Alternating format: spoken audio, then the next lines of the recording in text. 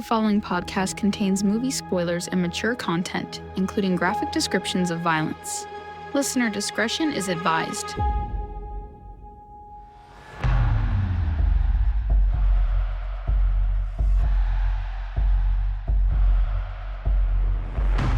Welcome to Opening Kill, the podcast that dives deep into the chilling world of horror films. Every Thursday, we explore a different movie, from cult classics to modern masterpieces, uncovering behind-the-scenes secrets, analyzing themes, and sharing fun facts about your favorite horror films. Join us as we chat with filmmakers and fellow horror film fans to celebrate the fear in cinema.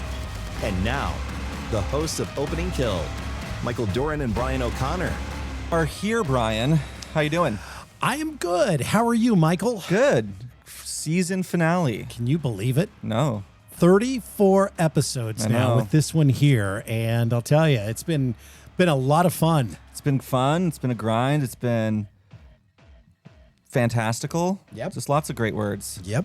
Lots of great words. Lots of words and stuff.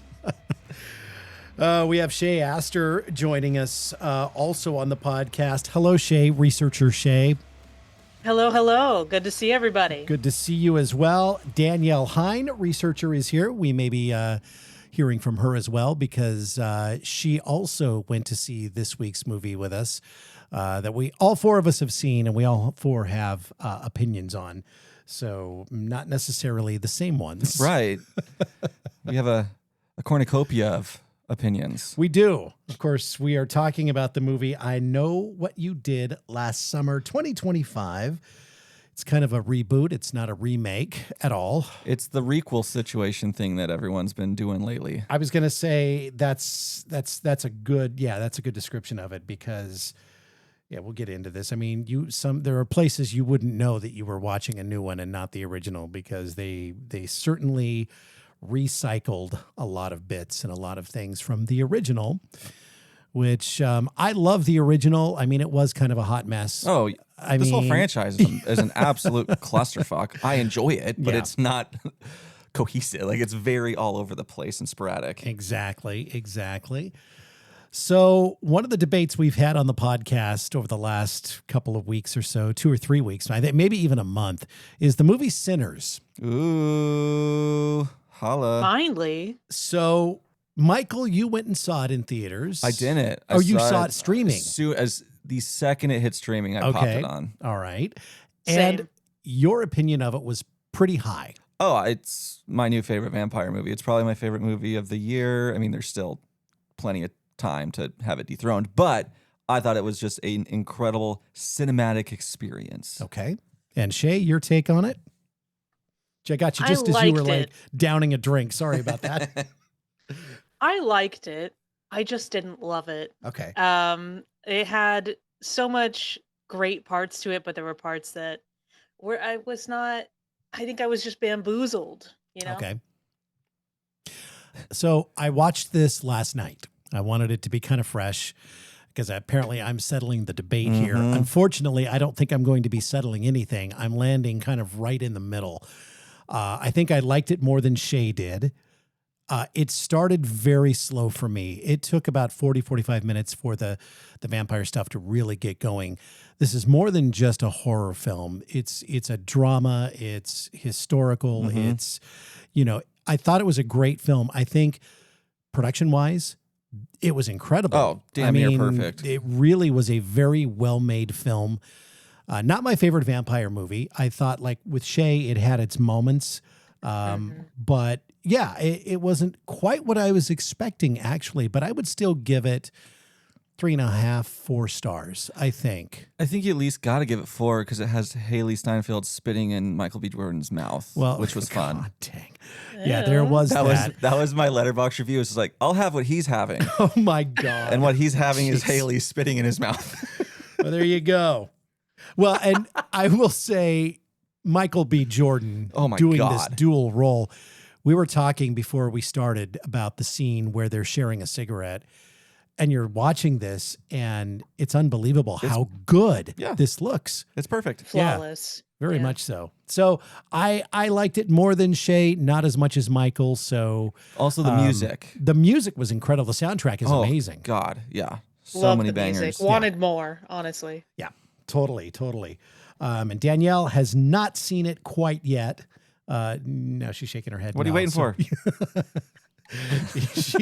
she's waiting, but oh boy, yeah. So that was it. It was a very good, well-made film and entertaining, and definitely worth the watch. So, yeah, lots of great commentary too. Yeah. Tell me about your movie, Michael. Yeah, Bring Her Back. It's so it's from the duo that did Talk to Me. Oh. This is their follow-up film. It's a two brothers, little duo that they make movies, and they started on YouTube, which is kind of fun. Okay. It is just fine in every sense of the word. I had very high expectations because I loved Talk to Me. The trailers made this one look insane, and it's insane, but that's what it is. It's like, oh, but it's crazy. And it's like, yeah, but what about the rest of it? Is like, there's no more like meat on the bones, really. I just felt very empty at the end of it, and I was left wanting much more. There is little moments of incredible practical effects. There's really, the acting's good. Like, I don't know. It just was not, it didn't give me enough of what I was, I guess, wanting, which I don't even know what I was wanting out of it, but just, it left me feeling empty. Has anybody seen Opus yet? Yeah. I loved that one. Did you? Yeah. Keeps popping up. I know it was on our scare preview. Yeah. And we mentioned it. I haven't seen it yet, but it's popping up on things I should watch now. No, I think you should. It's a lot of fun. It's not a groundbreaking movie by any means. You'll watch and be like, okay, I've seen similar stuff to this before, but I don't know. I liked it. Yeah. It's hard to be groundbreaking. Oh, for sure. Groundbreaking nowadays. Or faking, It's too. almost impossible. It's both, yeah. Don't make fun of the way I talk. Everything's been done before. Yeah, it has. All right, now let's get into our season finale film. It is the brand new I Know What You Did Last Summer, which has already made its money back, which I wasn't sure if it was going to, but, there was a lot of anticipation, and so we'll get into it. Just the facts. This was released not that long ago. On July 18th, Danielle and I went to the July 17th Thursday night preview and watched that. It was directed by Jennifer Caton Robinson. Screenplay by Sam Lansky and Jennifer Caton Robinson. Stars, of course, Jennifer Love Hewitt and Freddie Prinze Jr., although they're not really the big star. I mean, they're the big name stars, but they're not like the leads in this. They're supporting roles. Madeline Klein was in this, Tyreek Withers, Sarah Pidgeon, Billy Campbell, and many others. It was 111 minutes long, released by Sony Pictures, and a budget of $18 million. So far, it has gone over the $50 million mark and then some. Perfect. So by the time this airs, I'm sure it will make more money than that. So, and we will talk about this, but there will definitely be more. This is not the end of the franchise. They made the money back. Like, that was the only thing I think that was going to determine whether or not it got made. And I didn't know it made that much. So, we're getting They totally set this up in the movie. And again, this is a movie. You don't want to go away when the credits roll. No. Even if you didn't like it, you need to see what's in the middle of the credits. They do one of those things, and we'll talk about it. And it's not at the end either, so you don't have to sit through everything. Yeah, so. It happens fairly soon after I the think credits. it does it the perfect way. It's like basically the cast gets shown, and then they go right back into the mid-credit scene. So, I mean, Marvel has done this. It did kind of feel like Jennifer Love Hewitt was Nick Fury entering, going like, we gotta assemble the Avengers. We gotta take down some Marvel bad guy. Right. Mm-hmm. I just drew a blank on a Marvel bad guy. Doctor Doom, he's here. There you go. Causing a ruckus. So the movie takes place, it starts 27 years after the original, and we have the same kind of, basically themes here, where there's a death in the beginning of the movie, and then the friends are now hunted by the fisherman. And we go through the movie. There are so many flashbacks, or not flashbacks, but throwbacks to the original, and a lot of things that will remind you of the original. Yeah. A lot of Easter eggs and things like that, and a lot of nostalgia in this, which was something that kind of hung me up a little bit. But we'll debate and we'll talk about it. Yeah. So a 4th of July. Yeah. And Ava Brooks visits her hometown of Southport, North Carolina. Her friend Danica is getting married, so they're having this big engagement party. And afterwards, the friends, Ava, Danica, Ava's ex, Milo, and Danica's fiance, Teddy, they want to go out and see the fireworks, which, again... They got to go see, and they have to see it on the sketchy highway because that's the best view. Yep. So. Before they leave the party venue, they bump into an old friend. Her name is Stevie. Yep. Played by Sarah Pidgeon. She's sensitive, highly perceptive, and dealing with trauma. She's had a rough little spell there. And they used to be friends, and then they had all split with her. So they see her standing there. She was part of the alcohol crew that provided alcohol. So she's actually on the clock. Right. And she's there with another worker, and, they decide they want to invite her, to go watch the fireworks and maybe try and bond again and maybe rekindle a friendship.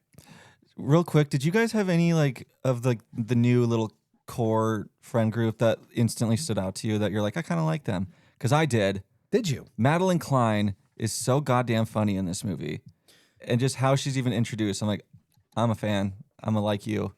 She was good, and she plays Danica, the main friend here. No, I liked her a lot. I don't know if watching this, if they jumped out at me right away.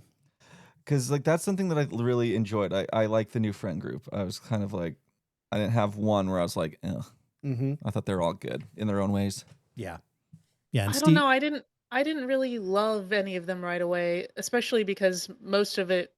The problem I have a lot with this movie is that we're told a lot of things and not shown things. Mm-hmm. So we're just told the exposition about, how they used to be friends with that girl.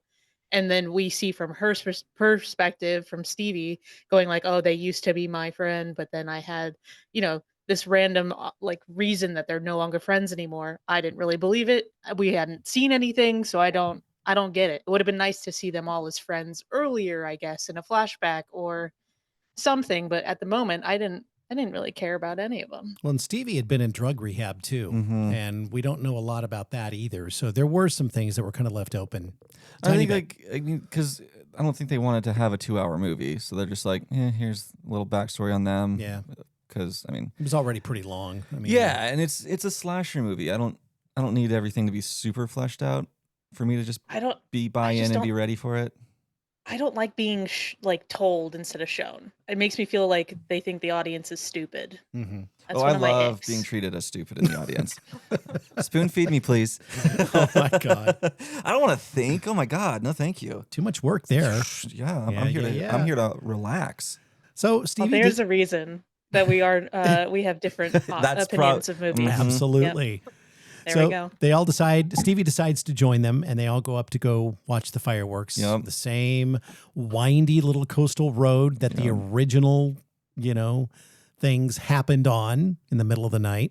Right. And it's no different. Well, it is a little bit different how it happens. That's kind of what I liked. It was just like, it's going to happen. Yeah. But we're going to do little fakies here and there, and they switched up what exactly happens. So I appreciated that, because I'm like, we know we need basically the same thing to happen, but I appreciated that they switched it up a little bit. Yeah. And it's not long. They're being stupid. They're drunk. Teddy specifically. Well, he smoked weed, and according to Danica, when he smokes weed, he gets real stupid real quick. Well, he did. And he does. Yeah, he did, because he caused this. The opening kill.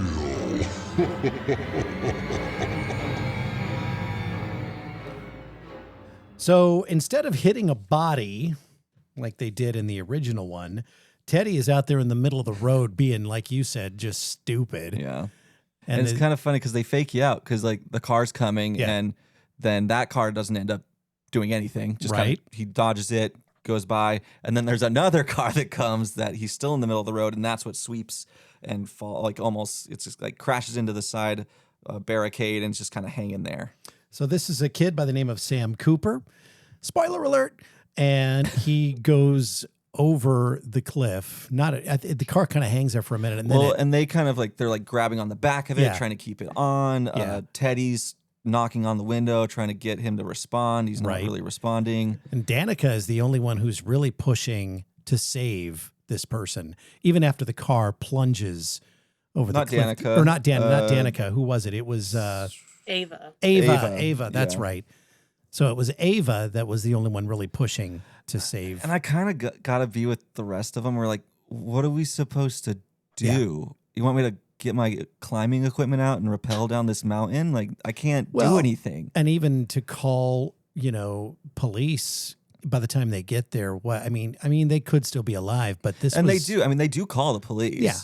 So they really do all they can, I think. Now they do sketchy things after, but I don't know what they were really supposed to do. So yeah, there's not a lot you can do in that Yeah. situation. Yeah. But this is important to know later in the movie when Ava is Yeah, Ava wanted to climb down and save everyone. and nobody else, especially Teddy. Teddy was just like, we're out of here. Teddy's like, look, I like that he instantly is like, your scholarship's wrong. Like everything, we're all fucked. Like, let's just quietly dip out. And Teddy is played by Tyreek Withers. I really liked him. He did a nice He was job so in this fun. movie. He really did. Yeah. So that's what happens to Sam. So Teddy, Oh yeah, butcher knife, butter knife. yeah, I mean, It's got tension in the scene. it does have tension. I think I'll give it a butcher knife I just kind of am because the car goes over and yeah. Well, and you get a shot of him like unconscious against the steering wheel with just blood covering his face. So you Yep. get a little bit of blood. Yep. You get some tension with him trying to keep the car from going over. Right. I liked it. I thought it was really effective. So, Yeah, okay. I'll give it the old butcher as well. Shay, here it comes. Butter. Butter knife. Yep. We didn't get enough, dude. Like, yeah, I'd like to see more. And I understand it's a very important scene. Mm-hmm. But if we're going off of the true, was it bloody? Was it? Could we see a lot of it? No. So, but I think it's the first death by car accident over a sea cliff this season. I think so. So I'll give it. Yeah. It's unique, and it's a hell of a lot better than the opening kill in the original. Yeah. Like, let's be real, they stepped it up. Danielle, butter knife or butcher knife? Do you have an opinion? I'm leaning towards butcher knife, I think. I feel like as far as this movie goes, like it's a little more like, I don't know, campy. Like, Yep. so I think it was definitely like more shocking to start with. Yeah. As far as this movie goes. So Teddy swears secrecy. Everybody needs to shut their mouth, just like what they did in the original. Thankfully, Teddy didn't grab one of them by the throat, though, and Jeez. threaten him. I know, exactly. And his father is a politician, a local politician. He's not just like that, though. He's also a real estate mogul. Yeah, He's got his hand in every single aspect of this town. And this guy, he has so much power. He's everything that's wrong with America. Yeah. Is this guy. He really is. And he's able to cover up crimes and he basically erased the 1997 Yeah. incidents from the town's charter and history. I Because mean, it's kind of cool because now the town is like this like East Coast, like Beverly Hills. Like it's Right. super nice. Rich people love it there. And yeah, the internet doesn't have any like trail of these events happening from 1997. he wiped the it. internet. He did that. Yeah, that's impressive. That's power. To me, this is where it started going wrong. See, I didn't mind that. too. It's just like, this is because it's this franchise. This franchise has always been ridiculous. So like, I don't mind when ridiculous things happen in this one. And they do. Like, I'm not saying this is like the best written movie of 2025. Far from it, but it's par for the course for this franchise, which I like.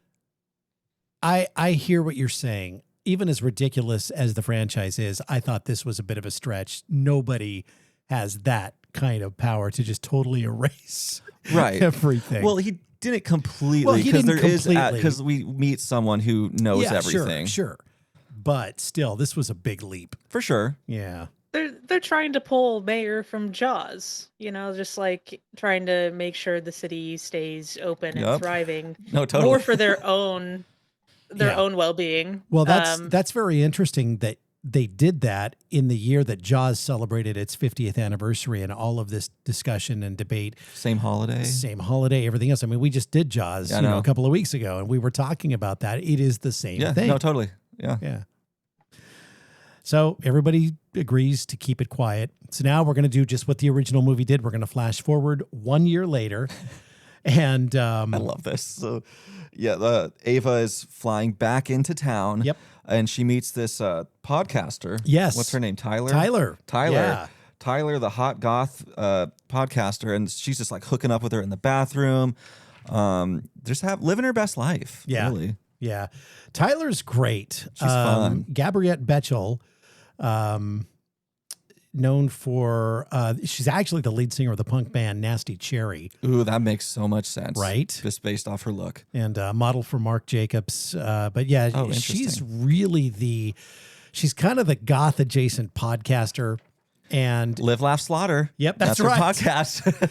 and yeah, she's flying into town to do a whole special episode podcast on The 1997 murders. Right. Which I did like that. Yeah. I like that they introduced this new element, this outside element. And that, she was that just came in. fun. Like I love how she's everywhere. She's just walking around throwing her podcast stickers on walls. Just like she's a marketing genius. We need to do that. We did no. When I was watching this, I'm like, oh, I need stickers. And I need to Yeah. I thought the vandalize same buildings. thing. we need to do that. Definitely. We need to commit crimes and just throw our stickers everywhere. That would be so bad. The cops are like, it's clearly you. No, I didn't. Someone else is doing this for us. I'm just as offended as you. Well, Danica has gotten rid of Teddy. Yeah. This was so funny because New bridal shower.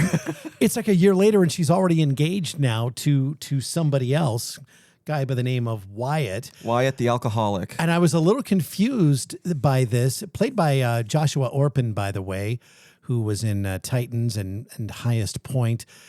And so, yeah, it's a year later. She's engaged to somebody new now. And it took me a minute to try and figure this out. I kind of like how they revealed it though, because like they fly in, they're clearly she's throwing another party. You don't know what it's for, Right. But then you meet the new fiance, and she kissing you. You're like, wait a second, that's not Teddy. No. Oh, it's a new guy. Okay. Yeah. And I thought, Good for her. is it the same guy? I just already forgot what he looked Did he like. color his hair? Yeah, What's going on? What's going on here? It was very abrupt. Yeah. I thought it was silly, and I just appreciated how it was done because this movie is silly. Yeah. Well, Danica's opening presents, and now she gets this card, and no one's claiming it Yeah. as their present. And she opens it, and well, what do we get? A note that says, "I know what you did last summer." And another thing is Stevie and her are now like super duper close. Yeah. They're besties now. Yep. And you get this moment where she's like, well, she's been here for me this past year, because it's been tough. And they've just gotten close over the trauma of it. So, Right. Yeah. So she reads this note to herself, and then just kind of fake smiles and laughs like it's and No she more just- pictures. No more pictures. Yeah. Because they're taking pictures, of this party, this photographer, and she's like, And she does that like meltdown voice, like, who sent this? So they take a break, and all the friends get together, and she reads them the note. And everybody immediately points the finger at Teddy. Yeah. Because he's not there, obviously. He wouldn't Right. be at, So, Disgruntled ex-boyfriend. Yep. It's got to be him. Yep. And it's a good guess. That would be the That would logical be thing to think. Yeah, that'd be my assumption as well. I think so too. So the rest of the crew, minus Danica, they go to kind of confront Teddy, be like, hey, dude, what's up? And On his boat. He lives on a boat. He lives now. on a boat. And with he his bong and his Yeah. guitar. Yeah, he's Teddy he's has money. He thriving. comes from Oh, money. yeah. So they got this nice boat that he's on, and he's like, what the hell are you talking about? This is such a funny scene too. Like he just comes out, just clearly just done using the bathroom, and he's like, "Oh, did you guys come from Danica's thing? Was that clown there?" They're like, "Her fiance at the bridal show." Yeah, he was there. That was pretty funny. And so he denies everything, and he finally convinces them that He's just like pissed. He's like, I don't want anything to do with this. This is a Danica problem. Get the fuck out of here. pretty much. So And he burps loudly. doesn't he though? He does. He's Yeah, yeah. hot. So they all leave, and he's on his boat by himself. And Bachelor life, man. Yeah, absolutely. So later that night, Danica and Wyatt, the new fiance. I fucking love Wyatt. He's a mess. Oh, he is a mess.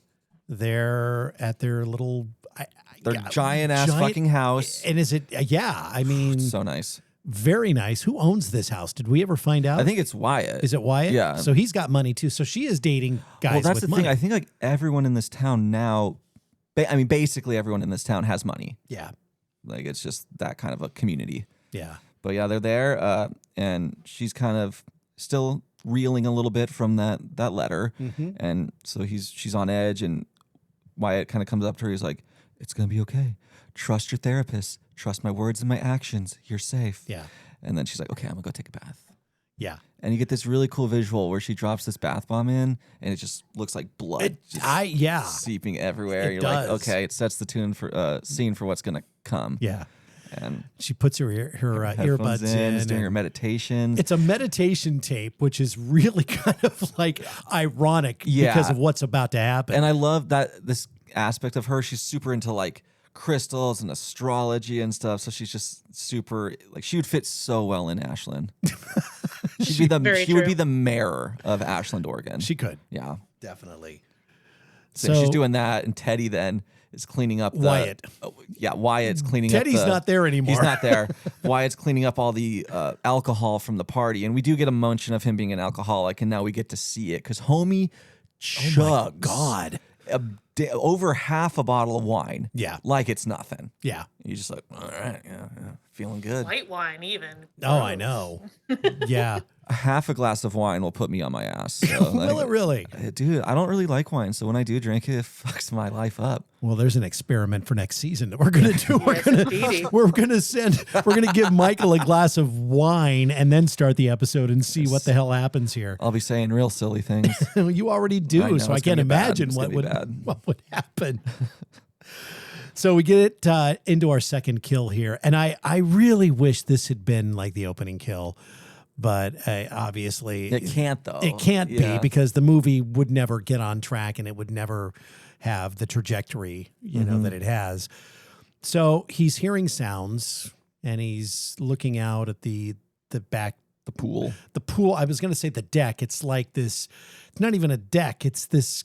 It's a deck, pool, backyard. It's yeah, all that's of the what above. it is. It is all of the above. It's nice. Yeah. It is nice. And it's got those motion The lights. motion lights are going off. Yeah. Yeah. So he's like, something's out there. But he can't see It feels very much like a ghost face kill to me. Yes. more No, than- it totally 100% does, especially season 1 of the Scream series. It feels very much yeah. like that kill because that involves a pool and lights and stuff like that. Right. So it's good. It is good. What happens to him is not good. No. Poor Wyatt turns his back to the sliding glass door. Yeah. And we get a cool new weapon for the fisherman. We do. I This like is it. great. This is not just hook stuff No. anymore. We've graduated. We got harpoon guns now. We do. So the harpoon gun is fired. It comes through and just Goes through impales his him. back and into Yep. the front. Right. And I don't know if our listeners know anything about harpoon guns, but they pull you back. Yeah. It's like a fishing pole. It's like a fishing hook. It's got the barb. Yeah. They're not barbs. They're bigger, but it's not. So, Once like, it goes through you, yeah. you're not going to just pull it out. No, and it's going to pull you to them. So it starts pulling him, and this looks so painful. Oh, my God. It really He's just does. getting yanked by this open wound, and Yep. he manages to get out of it. Right. And then he gets shot again. Gets chopped up, basically. Yeah, and doesn't he's he? like begging with the fisherman because you see it. You get the fisherman walking up, and I like how much of a presence this one has. Right. Like it has heavy footfalls. Like it feels more of like an entity, as opposed to the original. all while this is happening, Danica is upstairs in Yeah. her bubble bath, and it's what she's hearing. We're hearing like the messages, like the relax and this and whatever it is. You're a winner. Yeah, Deep It is- breaths. it is just so the opposite of what's going on Your downstairs. chakra is aligned. While your fiance is getting harpooned. He's getting fucked, man. She finally gets out of the bath, and she's And this is another thing I like about this fisherman. He's all about the theatrics. He likes to stage a body. Yeah. And so she gets out and she hears the wedding march. And That's she's just like, right. it's giving nuptials. And she's walking downstairs. She's like, where are you, Wyatt? And she finds him staged with a harpoon gun like under his chin, which is causing him to kind of like stand up. And there's Right. a blood note behind him says, is it say like you can't outrun the past? yeah, Something like that. Yeah. Yeah. Yeah.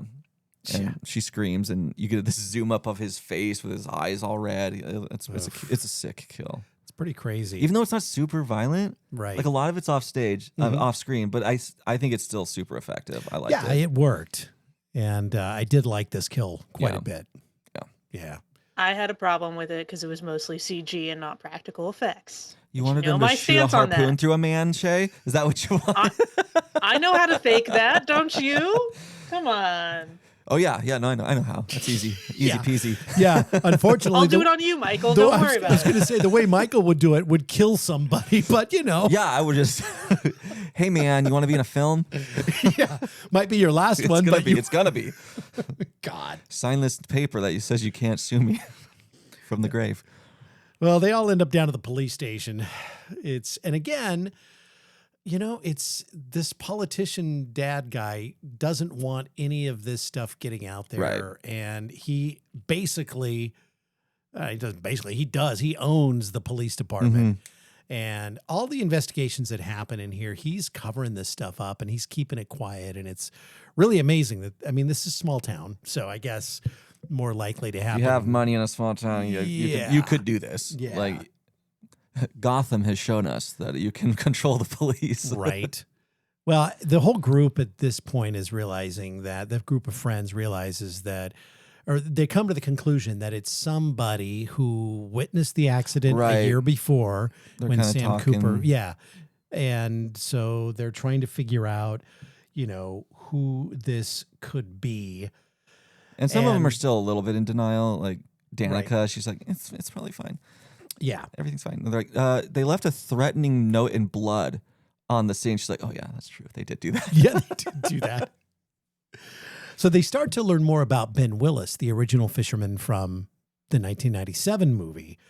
And they're doing research and they are finding some details on what happened all those years ago. And the group is kind of like now aware of the podcaster in town. And they're kind of like, what about her? Yeah. Like, she's an expert on it. Right. And she's just magically shown up now. And so now we have our first red herring. Yep, absolutely. And so now we get into a scene with Tyler, the podcaster. Yep, because Ava's agreed to like kind of meet up with her. She doesn't believe she has anything to do with it, but she's just going to cover her bases and kind of meet up, maybe hook up again. Who's to say? Right. Is Ava the one that made out with her in Yeah. the bathroom at the airport? Yeah. And that was her thing. She's like, oh yeah, this person I introduced myself to on a random flight Right. is the killer. Right. Like, Right. but Milo's he's like, no, it's probably it. Yeah. Well, no, And it's not. it's not her. So Because she takes us to a building from the original. So this looks is different. It looks different. Well, it's almost 30 years. Yeah, it's obviously going to ago, be a different thing. But it looks like it's never been reopened. Well, it got changed to a restaurant, Yeah. but then this restaurant doesn't look like it's being used currently. So No, and there are still mannequins upstairs on the second Right. floor that are covered in the plastic or whatever it was from the Yeah. original film. And so, yeah, they decide to go to this building, which is where Elsa Shivers was murdered. rest in peace. Rest in peace. And lo and behold, the fisherman is there. Yeah, he's there. And before he shows up, the podcaster is saying a little bit of like kind of sketchy stuff. She's showing her pictures of like the original note and being like, if I was a murderer, my handwriting would be much scarier. And so Ava does get a little sketched out, and she shoots off a text message to the group being like, come get me. Right. She's freaking me out. Right. Exactly. Why did you go by yourself in the first place, though? Why 'Cause didn't she you was gonna bring maybe one hook other up. person? Yeah, she was going to hook they up with were- her. They were suspicious of this girl. Everyone Ava should have been wasn't, on though. standby. I don't think Ava was as much because they had a, well, quote unquote, history that lasted, however They had many a minutes. beautiful hookup. Yeah. And then That's about what it was. no, that's it. Yeah, that's the relationship. But That's what it was. This actually kind of reminded me when the fisherman showed up. It was kind of like Michael Myers going home to his house Kinda. in Halloween. yeah. And we get this cool little chase scene. And it's then revealed like, oh, it's not the podcaster officially because she's up there and she's like, Ava yells, run. And so they're. Well, Ava gets trapped in this cage that drops from the fucking I really ceiling. like that. Like the fisherman like drops this cage on her. And Okay, again, here's the thing. First of all, for this to work, Ava would have to be in exactly the right spot. And there was a just lot of happened to be- cages. Well, so he was just yeah. like picking his. See, that's another targets. thing too. First of all, how did he know they were going to go there? Why would he be there? And why would he set all these traps? Because it's a slasher movie, Brian. Well, okay. I mean, I remember It's not enough for me either. there were several points in this movie where Danielle and I kind of turned to each other, looked at each other, and we have this thing when there's something weird or something we just don't know about, we just look at each other and go, huh. We probably did that. I don't know, Danielle, more times than we've ever done before. I think so. It was like, wow, okay. This is one of those scenes that just seemed, I don't know. The nostalgia factor in this movie, I thought was off the scale. And I get that you want to throw back to the original, but it was like nonstop almost. And it was one of the things that kind of kept me from just loving the movie the way I wanted to. I'm not saying I hate it, but Right. this scene was definitely, I was like, where the fuck did that cage come from? She had to be right where she needed to be for him to drop it. And it just, I don't know. It was just kind of out of left field. That's fair. Like, that's fair. But I just have my expectations to what this franchise has always been. So like, I'm fine with it. Like, let's just roll. Right. I'm ready to roll with it. And so, yeah, Ava's trapped in there. She tells it's Tyler, right? Yeah, Tyler. She's like, Tyler, go.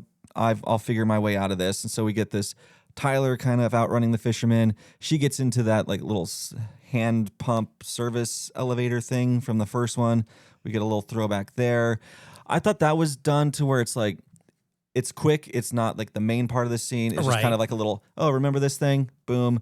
And she gets up to the attic, and behind her, you hear the fisherman's boots. Again, he has such a presence. I really like that about this. He's intimidating. Sure. And we get a little moment where he stabs her with a hook. She rips off the hat of the fisherman. And this is where I don't guess many things, but this is where I kind of started to guess a little bit of where this movie is going to go. Okay. Because the podcaster says, you. She recognizes who this is. So it's obviously going to be somebody from the original right. murders in 1997. Exactly. So this is an established person who is clearly doing this. And then she gets, Ava gets out of the cage. Stevie shows up. Yep. They get out and they're running out of the restaurant when Tyler's feet just come into view. Yeah. And she has been hung out the window. Yep. And yeah, with a banner. With a banner. With a banner. Oh, it's That was festive as hell. Oh, yeah. It is very festive. And Tyler is kill number 3. Kill number 3. And the real estate mogul / basically mayor of this town is already on it because he's dug up her past and is telling the whole town like this was a drug addict who stopped taking her medication and who was disturbed and now just killed herself. Yeah. Like that's the story for this. And then that needs to go away. Yeah. So finally we get to the part where we get to see the love of my life and the future ex Mrs. O'Connor, Jennifer Love Hewitt, who She looks so good in this movie. she's great in this movie. I have absolutely no qualms with her performance. Well, one part I do, but we'll talk about that in a bit.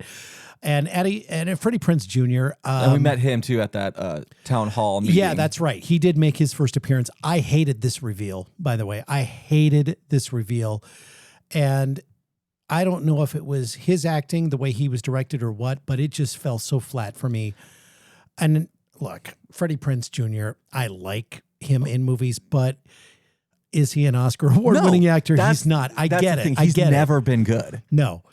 But this was just that whole scene. They had this town hall and he shows up and I hated this scene. I just hated his performance.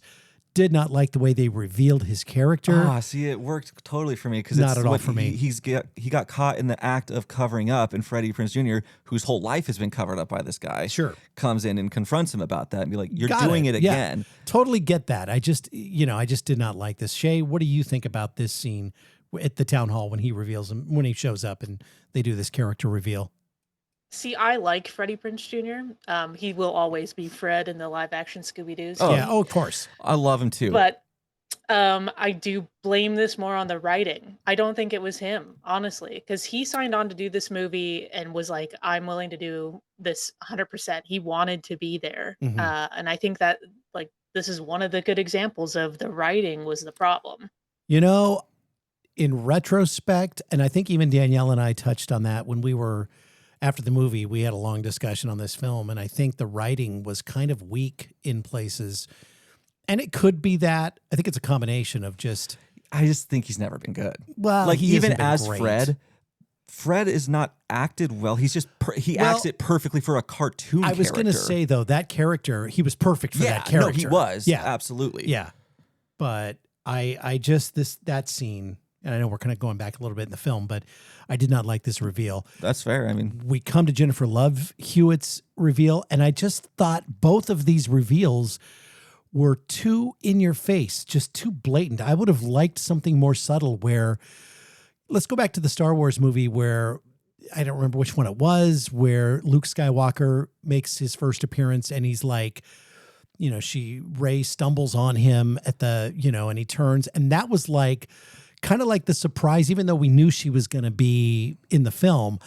I wanted something more subtle where they just, there she is. And they not kind set it of up. did do that. They're like, it cuts to her in her normal life now as a professor. Yeah, but giving a lecture about of an important thread in the movie. Well, I get that, but I wanted it to be more in line with the plot of the film, not her teaching. I wanted them to just, either she like shows her being up. In the town? Yeah. But there's a reason she's not in the town. Well, I know there's a reason she's not in the town. She, swore off the town after what happened, in the previous films. Because she was gaslit into being Absolutely. told nothing that happened to you happened. Right. But I would have liked to have seen it done differently. I did not like her reveal. In the trailer, you saw her on campus with, who was it, Danica or Ava? Ava that goes up to her, and then she turns. And that's when you see her. That kind of? I would have preferred that kind of character reveal for Jennifer Love Hewitt. I mean, they could have done that and then gone back and kind of given her speech of trauma and how it chemically changes your brain into how your brain doesn't necessarily even know why it's doing the things it's doing. Mm-hmm. They could have done that. For me, just me personally, it was anticlimactic how they just introduced her character. But no, I mean, that's fair. It's very like, boom, here we are. Yeah. Like, so I can see that. Yeah. I just didn't but mind again, it. I love Jennifer Love Hewitt. I love Freddie Prinze Jr. And I'm glad that they put them into this film and in the roles that they were in. I thought were great. So interesting thing about them is, so my wife went with me to watch it again. And she mentioned like, yeah, they're not good actors, but they never were. They're 90s actors, and that's a completely different thing. So when you put them next to the new generation of actors who are much, better, it's glaring. It is very glaring. But that was the same thing with Scream to me. Yeah. Like Sidney Prescott compared to everyone else, she kind of stands out a little bit. There are some actors that can pull that off better than others. I mean, that's happened through all of cinema where you have actors from previous decades and eras of Hollywood come into newer films, and they can pull it off. I thought 90s movies were a different breed, though. Well, they were. I think Jennifer Love Hewitt did it well. Freddie Prinze Jr., I don't think did it well in this. No, I will agree 100%. He's not good. Right. But I didn't mind it. So at this town hall, Ray Bronson, a.k.a. Freddie Prinze Jr., accuses Grant, the politician, of covering up the 1997 killings. so that it didn't hurt their tourism, and it would, in turn boost the town's appeal. Right. People wouldn't be turned off by what happened all those years ago.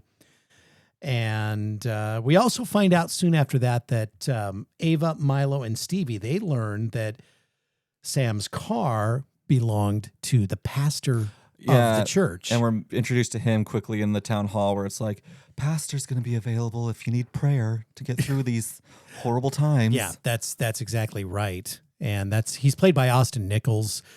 You may know him from The Walking Dead, One Tree Hill, The Day After Tomorrow. He's this charismatic local pastor. Kind of hot. Yeah, very Like a attractive guy. Pastor named Pastor Judah, which is kind of fun. Oh, wait, no, that's Judas. Never mind. Yeah, I guess this doesn't. Okay. It Different doesn't. name. Yeah. Judah Gillespie, though. Hell of a name for a pastor. Absolutely. So the car that went off the cliff, that was his. Yep. We learned that it was registered to the pastor. So now we get a whole little tangled web to sort through. So they do a good job of kind of spreading this out. So you're not exactly sure who's doing what and everything. And I think the whodunit aspect was good. I do too. Yeah, I do too. I mean, it's better than a lot of, and it's my favorite franchise, but the last two Screams whodunit aspect has been dog shit. I was actually surprised by who the fisherman was. And there's a twist on that too. Yes. No, I agree. And we'll wait on the twist. We'll get there. Obviously. Because that's a big one. I actually, even when Tyler was being killed by the fisherman and she said, I knew it was somebody she recognized, but I did not link it back to who it actually was. So I didn't in that moment, but there was moments along the way that I was kind of like, I think they're going to do this. It's worth mentioning too that Stevie works for Ray. Right. He owns this bar and she works for him. He's got Ray's bar, and he's got, which I kind of thought was a fun little throwback, which wasn't too in your face, but on the wall it says Billy Blue. Yeah, it does. Which was the boat. The boat from the original. Yeah, that was pretty funny. I liked so Julie James, aka Jennifer Love Hewitt, gives advice to Ava saying, I'm not going to come back and help you at all, but just so you know, it's someone it's personal. You have to go and find them. That's the only way to get any closure and find out who the killer is. You go chase after them. Totally. Which I did think was ironic because they didn't know who the fisherman was in the original. So the fact that she's like, it's someone I'm like, that's a leap. Yeah. That's not been your experience.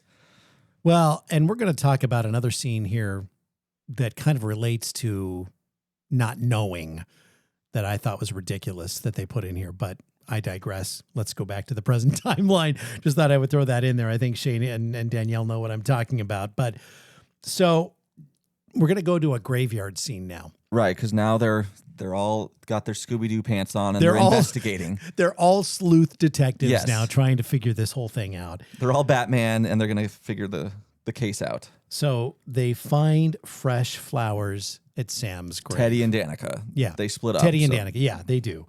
And they find this. And who else? Oh, Sarah Michelle Gellar's character. Well, they meet all of them. All of them. Well, it's a small town, so there's one cemetery, obviously. So we're seeing the victims. Helen, and then he says, "What's the name? What was Ryan's character's name in the first one? Buddy Cox."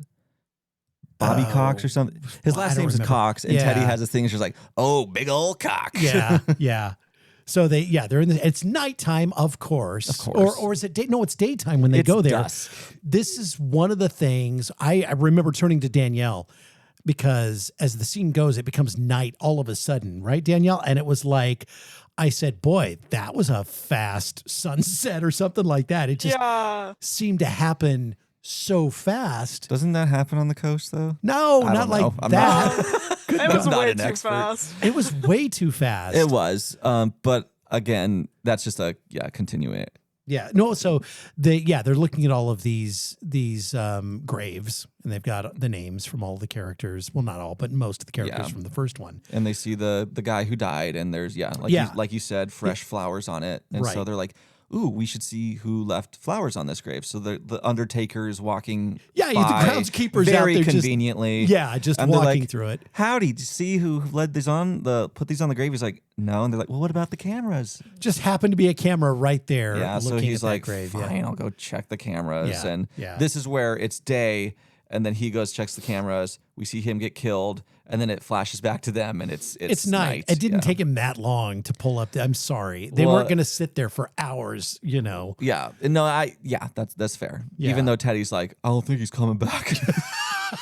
That's right. So the groundskeeper's watching through the video, and he's our next victim. He's Yeah. kill number 4 because, the fisherman just happens to be there too with his hook. And groundskeeper he gets his throat slashed with the hook. So that's the end of the groundskeeper. That's a good little kill. Yeah, it is. And then we get this funny moment where Teddy's just like, okay, fine, I'll go look for him. Mhm. And there's 2 other people there grieving their friend, and they're having a beer with the friend, which Right. is kind of cute. And he's like, you have any extra? He's like, never mind, no, it's cool. Yeah, so he goes to look for the groundskeeper. They Yeah. get up and leave, and now all of a sudden Danica is alone. So Danica goes running around, and she just turns around and the guy's there. yeah, and It's very abrupt. they're in this warehouse that's on the cemetery property, and it has the float. Yeah, For this the is a fair pageant. critique. This This is a fair is horrible. critique. What the fuck is it doing there? I And don't have an answer for you. I mean, and I have many questions. Is it the original float that just has been sitting there forever and ever, or have they kept using the float? Maybe the graveyard doubles as an automobile graveyard. Maybe it does. It doesn't. It doesn't. It's dumb. I don't know, I but- will give you this one served up that it's stupid.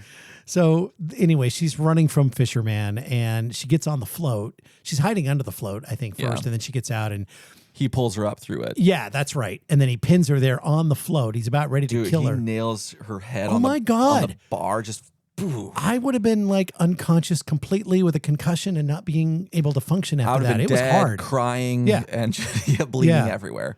And right And as he's later, no, go ahead. later she's just like in bed with a pillow. She's like, "Oh, I'm hurt," and I'm like, That's honestly "You one of should've my gone to the favorite scenes. hospital." I love that scene. Jeez. Yeah, Teddy runs up and knocks over the fisherman, being like, "I'll fuck you up," and then the fisherman does an amazing disappearing act. Oh my God. He's It's like quick. Houdini. He Yeah, just no, he's gone. vanishes. Yeah. There's no sign of him. No, they try to give you a sign where it's like there's a door that closes off in the distance, but no, he just transported. Yeah. Oh boy. So yeah, Teddy saves her and insists that everybody meets up at Danica's mansion so they can regroup now and figure out what is going on here. Danica's having a great time though, Oh yeah. because she's just laying there, kind of like looking like a shit-eating green. She's like, "Teddy gave me some Valium." Yeah, it's an interesting scene. She's just kind of I would be out. I mean, this head when he bashes her head, that was hard. Oh, you I hear mean, it, yeah. You It's feel it. It's even. You're just like, surprising she didn't suffer some kind of brain damage or she just was in a coma or something. Hey, she got a hard head. Apparently. She's just like, "Oh, now my head's lumpy." Yeah. Ha. Oh, that's right. There's a big lump on her Got head a little now. lump on Yeah. my head. So, no, it's cute. So they're all together in her room, and she's like, "No one's gonna sleep alone. So you, Ava and Milo, you ex-lovers, you go sleep together in one room. I'm gonna sleep with my ex-fiance in my dead fiance's bed. Right. That's fun." Doesn't seem too upset that her fiance's dead, that he was killed brutally. No, with a- Danica is a special person. She still has money. I mean, Borderline there it is. sociopath, and I love it. That's great. What is your Well, take? she does get like as soon as her fiance dies, she Yeah. comes up to Ava and she's like, "You know those videos where they ask if someone next dear to you died, would you still do your face cleansing routine?" Yeah. Well, I know the answer. I would.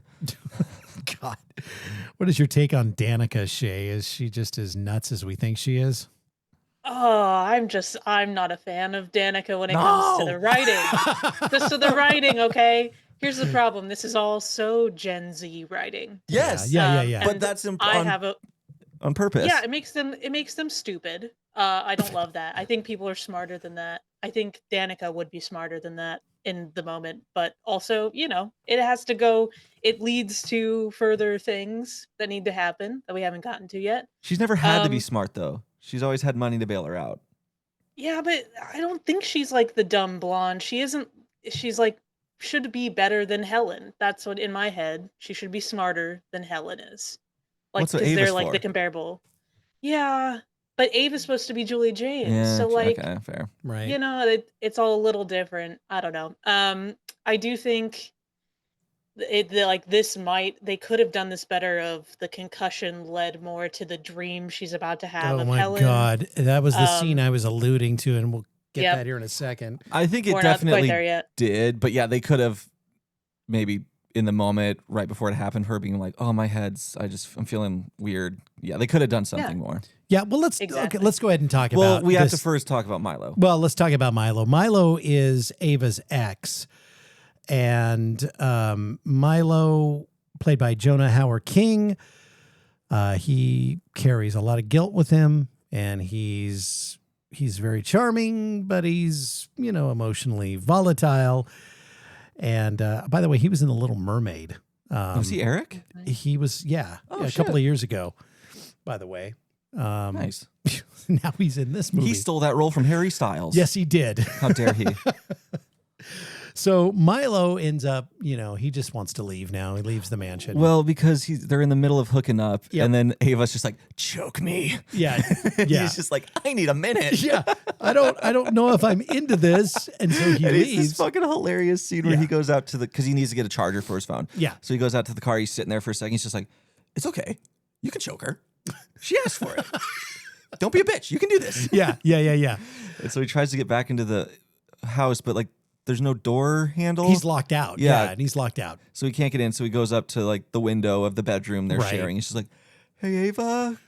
And then the fisherman comes up behind him and Just happens to be at the mansion chokes him out. and breaks his neck. Actually, Yeah. after he chokes him so hard. You Yeah. get this cool visual of like when the fisherman loads him up into his own car and then drives off, and you see just the line, Yeah. blood and bruising. Yeah, he takes the body, Yeah, so there's no body to be found. So they don't know where Milo is. yeah. And Ava's like calling him, be like, "Hey, Well, like come back," because she Ava- sees the car leave. Yeah, she gets up and watches it leave, and she thinks that she's totally freaked him out. Yeah, by well, she wanting- did. Well, she did, yeah, but not to that extent. And so he's dead in the back seat, and And you the see fisherman- the gloved hand reach, grab the phone, and shoots a text off, being like, "I need a minute. yeah. I'll contact you when I'm ready." And she thinks she sabotaged everything now and Yeah. doesn't have a chance to get back with him. So Yeah. yeah.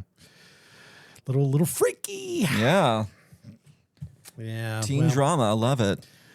So yeah, we'll get to the dream sequence here. That's This- next. Yeah, right. It's next. This is I don't know. Ava and Danica, and then go to the police station to kind of like, is it to report Milo's missing? I think it's something. Something like that. Do you remember, Shay, what they went to the police station for?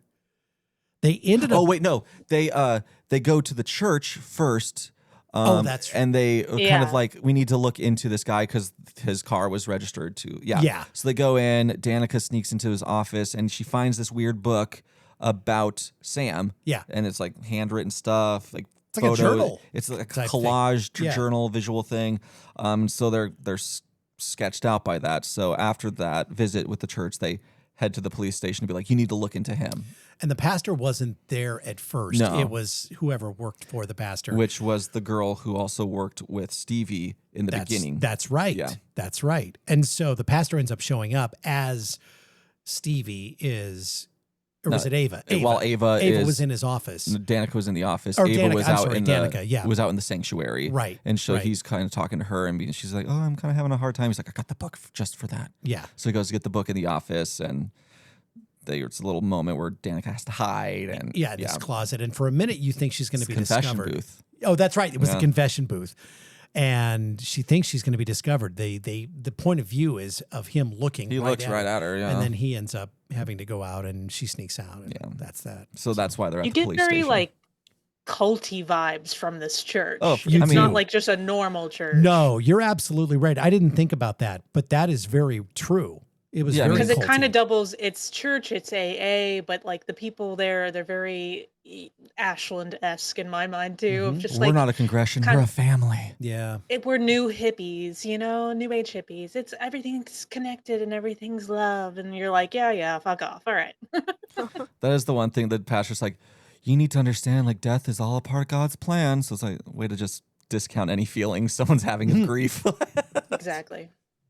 So they do end up at the police station, and they get locked into this interrogation room. Yeah, because the sheriff, like, they confess, like, you need to look into the pastor. And so Right. he instantly calls Teddy's dad, and he's just like, yeah, keep him there. Like, Yeah, keep them there. So they lock Yeah, them let them in spend there. a night there. Yeah. It's fine. Yeah. Eventually, more shit goes down, and they are they're let out. But in the meantime, it's because of the next murders coming up. yeah, but this is where we get the flash. dream. And we do the dream. Sarah Michelle Gellar has a cameo. It's a dream sequence. And I just was like, why? It's very sudden. They don't like ease you into it at all either. So I remember being like, what is happening right now? Because she didn't even know Helen. She didn't know who Helen Well, was. She saw a picture Yeah, of her. no, And we're talking about it's Danica. Danica, who's having this dream. And she sees it. So she's in this dream with Helen Shivers. And they made her look younger through CGI, which was I not, didn't mind it. it No. wasn't fantastic at all. It looked, I don't know, it looked as good as it usually does. But the fact, but I'd rather have it be that than someone else. but the point of the dream, even, I mean, she never knew her. She never met her. She only saw a picture of her. This dream. But they were both cockle queens, so they had that camaraderie. I don't know what it's called. Cocker queens? whatever the hell Conch it was. queens? Conch queens. Oyster cloisters? I don't know. Can you look that up, Shay, for us real quick? I can't. God damn it. What the hell was that? It was the It's something cockner. It's like a quakener. I think it's a type Anyway. of oyster. I'm pretty sure. Shay will It's get back. Croaker. Croaker. It's Ah. a Croaker. I know I had cock It's on the the brain. Croaker queen. Oh my God. Stephanie, our friend Stephanie Rose, she is knew it. rolling right Yeah, now, she's like, "Come on, cringing, guys." going, dropping F-bombs at us right now because this was her movie, the original. And so she's the one who corrected us Oh, with she this knew. before. Yeah, So we didn't learn our lesson. no, we sure didn't. Okay, so yeah, they were both Croaker queens, but And she even Again, has that on her license plate. she On her does. car. But this scene made no sense to me because it didn't do anything to move the plot forward, really, in my opinion. It was just to give Sarah Michelle Gellar, a cameo. It was a nostalgia throwback thing, and there's already too many of them in this movie. And this one, I mean, I don't know. I don't know. It would have made so much more sense if Julie or Ray was having the dream. Someone Yeah. that knew her. Yeah. It would make so much more sense if Julie had the dream, and it would motivate Julie to get more involved in this. I would be less critical of it if that were the case. But it Exactly. just That's was fair. like, I didn't mind it though. But that's a good point. I'll concede that would have been a better use of it. But my question is, did you really not like it because it's shitty CG at the end? I didn't care about that so much as that the scene was there. Okay. I mean, at that point, the CG stuff, whatever. I mean, you're going to do what you're going to do. But the fact that the scene even was there made no sense to me. And it was just like, it was another groan moment for me because I'm like, I understand. I more than understand the reason they want to do these throwbacks to the original, but this was over the top. This didn't need to be there. And it was like they did it for the sole purpose of giving her a cameo, which they didn't need to have. And they already brought back two of the main characters. She died in the first one. Leave it. She's done. I mean, that's it. So that was just me. I thought it was kind of fun, but like it didn't fit where they put it. Like Mhm. I think kind of how Shay touched on earlier, it would have made more sense if Danica was still to have the dream that it would have been like right after she had her concussion, Yeah. rather than they put it in this just random like, oh, she falls asleep at the police station. Totally. I could have an easier time accepting it if it were something like that too. It was just weird to me. I mostly had an issue with the CGI. Especially surprise. at the end What else where is it, new? like her face dissolves away. I mean, hey, it's a cool effect, but here's my issue. We have so much footage of Sarah Michelle Gellar from Buffy, from the original movie. Why did the CGI look so bad in the first place? The fading into like the corpse. It was cool if it was done better. The budget should have been more on that. If they're going to do it right. Well, they had And that was almost my $20 million issue. to make this film, so why wouldn't they have, done that? You're right, Shay. I mean, I agree. I think it works slightly in the sense that it was a dream, so it looking kind of weird and stuff fits more than if it was like actually happening. I don't think know. they can cover their CG use with the fact that it's a dream. Like, Yeah.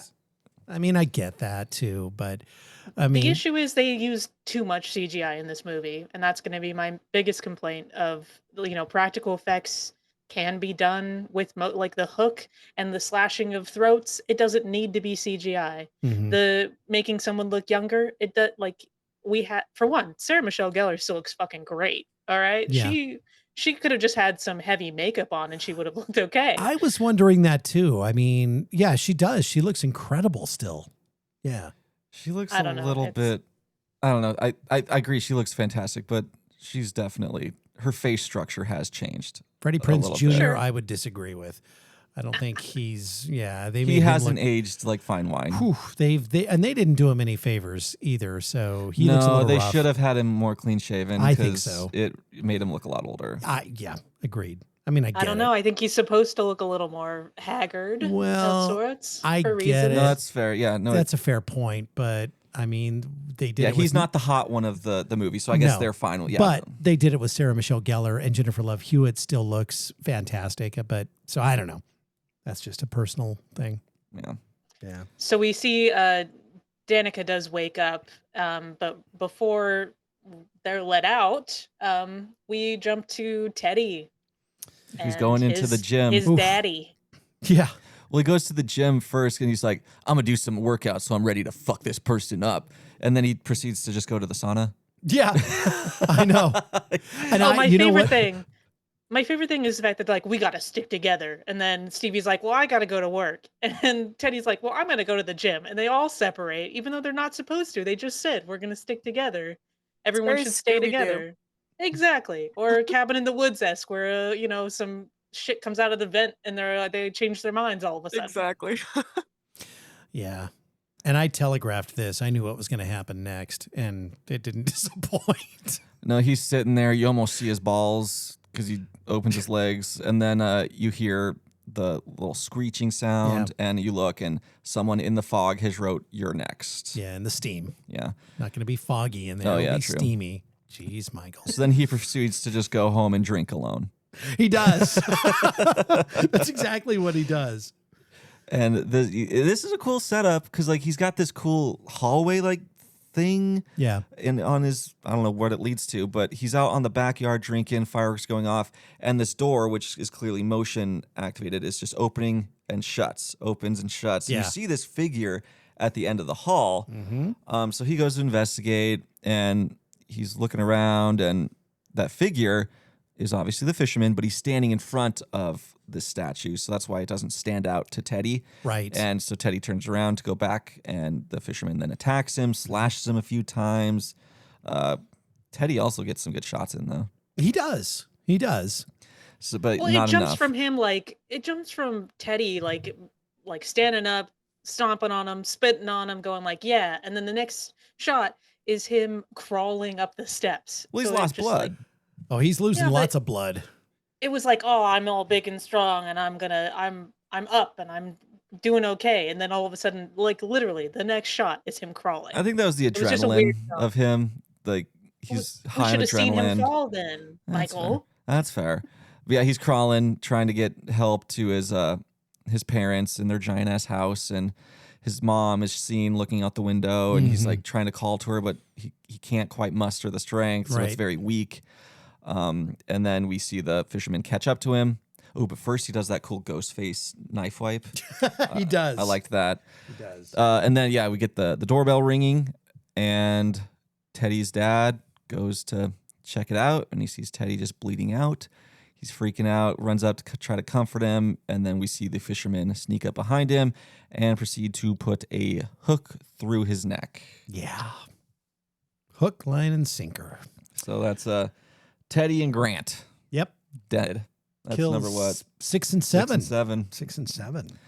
And this is again where we get that fisherman having a flair for the dramatics because he sets them up on the dock.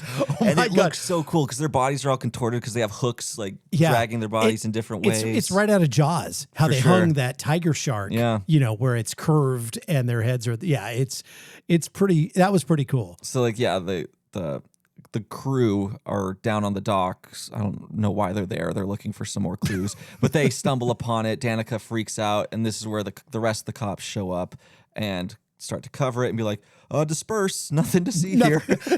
Nothing to see here. That's exactly, what it was. Yeah. Yeah. Oh my God. They put up that little screen to try to block the see-through people, screen. but you could see through it. That was just like, what the hell is happening here? Well, no, what would work better? A curtain. Yeah, right. Anything. Oh my God. Too funny. So we get through that, and Ray pretty much insists that Ava, Danica, and Stevie flee the town. Yeah. So they all go down to Teddy's yacht. Yeah. At the same time, police officers arrive at the church because they finally decide to look into. Yeah. Well, now their leader's dead, so now they can do what they want. They can do whatever. Yeah. So Pastor Judah is who they want to now go look at, and I actually was thinking it was him up until this point. I don't remember where I got that idea in my head watching this movie where I thought maybe it was the pastor, but I actually thought it was him. I think it was probably when the girls were there earlier and he showed up. That book is pretty incriminating. It was. So it wasn't him. No, because he's on his knees. Looks like he's maybe praying, and the cops are like, all right, stand up, like arms behind your back, and he doesn't move, and the camera pans over, and he's got a harpoon through him, and his eyes are gouged out too. The eyes were pretty gnarly. Yeah. Yeah. And that's when the police are then kind of looking around, and they see a picture of Sam, the pastor, and Stevie. How do you do the eye effect like that, Shay? Well, I mean, if they did it practically, it's not that hard. You just put like it's a latex film over it, and you just can mostly do it with shadowing. However, this was CGI. Just taking out this the was eyes. CGI too? Yeah, almost all of the better kills in this movie were CGI, which is why I'm not a fan. Got it. It can be done. I've done it on sets before, doing gouged out eyes. It's very, especially if you don't see the action of gouging out eyes. Oh, it's pretty simple to do. And we should say too, this was an off-screen kill. We never see him getting killed. So I mean, this could have been done practically and been just fine. But his death is referenced a little bit later to figure out when that all went down. But no, for sure. It didn't stand out as CG to me, but that's probably because I'm not a makeup effect guy. So interesting. I mean, they might have done good to me, but they might have done that thing of putting like the green pasted on their face, right? So you could still see like some of it looks kind of realistic because it's his own face, but then they like would just CG certain parts. That's probably what they did. That's what I don't like. Got it. So we go back to the yacht now, and we have these fine folks out there, and Stevie is driving, and so the other two are kind of on their own, just kind of discussing everything, and then the boat stops, and you hear the anchor go down. And Ava and it's Ava and Danica, and Stevie comes down and attacks them, and dressed in the slicker. That's right. And she kind of explains to them that her relationship to Sam, which they had met in rehabilitation. Mm-hmm. And so that's her connection to him, and, Yep. And she obviously didn't know that's who that was that night. No. Because she didn't see him. Right. She learned afterwards and was pissed, and they're kind of talking, and I do like this where Danica's like, "You're crazy." She's like, "Don't call a woman crazy. That's so derivative." Mm-hmm. Mm-hmm. Yeah, absolutely. I kind of liked her motives, though. It worked for me. I was like, I'm on board with this. Yeah. This is cool. And I like it when she's trying to attack him, and then she gets this moment where she just takes this liquor off. She's like, this thing is so goddamn hot. Yeah. Yeah.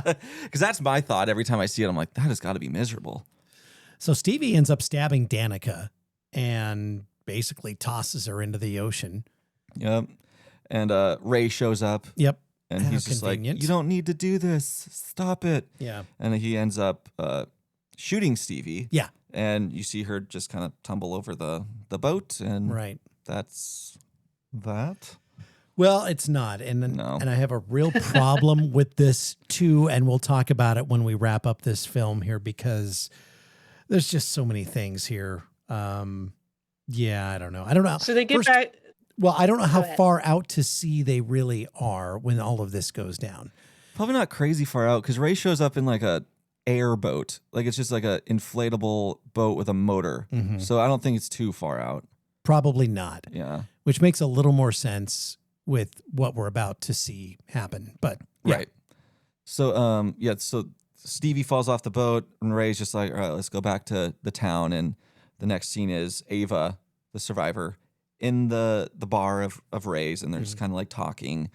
And Ray takes off his shirt and you see he's bandaged, which Ava in the original like the restaurant scene, she slices the killer. Right. And so now she's like, oh shit. It's And you. It's you. Before that, though, Ava does call Julie and says, "Hey, we found out who it was, but we're all good now. It was Stevie, and we're heading back to Ray's bar." And so she and gives looks her it some up. warning. Yeah, she looks up Stevie and sees that, oh, she's connected to Yeah. Ray. And then she's like, fuck. So she then gets in the car and heads to Southport. Southport. Yeah. Whatever. Close enough. Close enough. It's a port town. It is a port. Well, she must not be that far away. No, well, Because it says it's, Ava says, She it's says only it's 30 40. minutes Yeah, or it's something like a like half that. hour It's away. a quick little drive. Yeah. So they're back at Ray's bar, and Ray is kind of helping Ava with her traumatization. Mm-hmm. And Well, she asked him, she's like, how do you get over this stuff? And he's like, you never do. You never do. You sort of learn to maybe live with it, kind of. and that's when she sees the wound on him and realizes that, oh my God, there's two of them. It's Stevie I and Ray. fucking loved this reveal. I know I'm the only one. Okay, I liked the reveal. Not crazy about Ray being the other fisherman in this movie. And I don't know. I just like that they had they were brave enough to do it. Like that's a gutsy move to be like, here, we're going to turn this legacy character into our killer. I'm mixed on this. I think when I first saw it, I hated it. I don't know if I hate it as much as I did then. I'm still not a fan of it. I think it works really well with the whole string of the film being like trauma changes you. And it does. Like it's going to change you chemically on a sense to where you don't even know why you're doing certain things. Sure. And he's been literally, his trauma has been buried by the town, told it doesn't matter. I mean, obviously I can't see letting that turn you into a killer, but like I follow his train of thought and I'm like, I get it. I get it. And it obviously to me, it does make sense that because Grant, the politician, pretty much wiped their history and he didn't like that. And he didn't- gentrified the entire fucking town. Absolutely. Like, yeah. And so Ray did not want to be forgotten, and how much the trauma of the past caused him to do what he did. I mean, obviously it did. Well, and he's also took in Stevie and he promised her dad that he's going to take care of her. So that responsibility of now, like, well, I've got to take care of her and protect her. And like, I get it. I see how both of them did what they did.